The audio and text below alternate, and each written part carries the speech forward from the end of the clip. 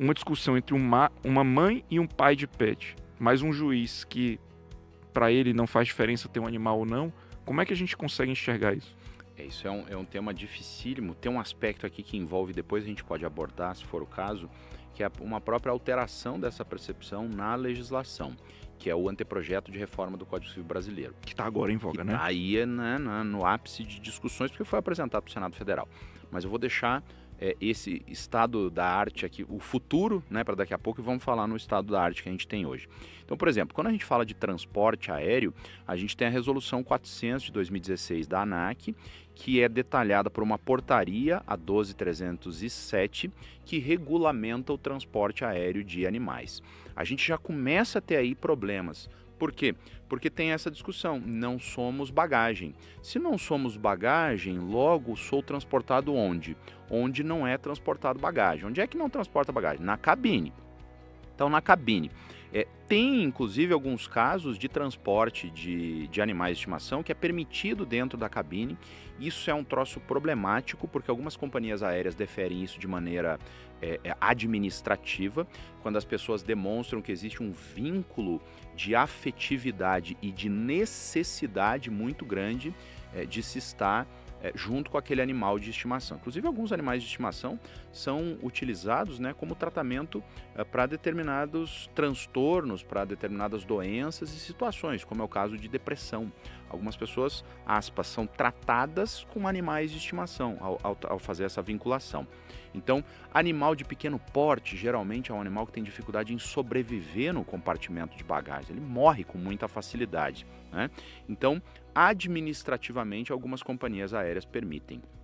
Em alguns casos, quando as pessoas não conseguem isso pela via administrativa, elas requerem isso judicialmente. Então, há uma decisão judicial que determina que o animal de estimação seja levado junto à cabine, né? Isso para animais de pequeno porte. O problema, e aí o Joca entra na discussão, é quando a gente tem um animal de grande porte. Como é que eu vou fazer para transportar um Golden daquele tamanho dentro da cabine? Putz, eu vou botar ele dentro daquele troço de transportar, aquela caixa de transportar lá. Não cabe, né? Dentro do assento lá, dependendo do tipo, né, do assento da classe, da companhia aérea, da distância de poltrona e do tipo do compartimento, não tem como levar lá. E aí entra o segundo fator, as pessoas. Eu vejo isso, eu reparo muito, né? E às vezes, eu me lembro uma vez que eu estava indo de avião e eu estava sentado bem tranquilo lá e tal, mexendo no computador, atualizando PDF de estratégia, e de repente eu escutei uns latidinhos baixinhos assim. E eu olhei para o lado, na poltrona do meu lado, estava a mulher com uma caixa com o cachorrinho. Eu falei, nossa, né? Se ele não tivesse latido, eu nem tinha reparado que ele estava lá, né? Mas na poltrona, ela estava no meio, na poltrona da janela ficou muito claro a cara de desgosto da outra passageira, do tipo, que absurdo, o que estão fazendo aqui, pelo amor de Deus, joga esse cachorro lá no compartimento de bagagem, né? Então, há uma dificuldade, porque a gente está nesse período de transição e tem muita gente que vai falar, pelo amor de Deus, o cachorro, o Joca morreu lá, paga uma indenização, lógico, e pelo Tá amor de resolvido, Deus, né? Mas pagou a indenização, tá resolvido.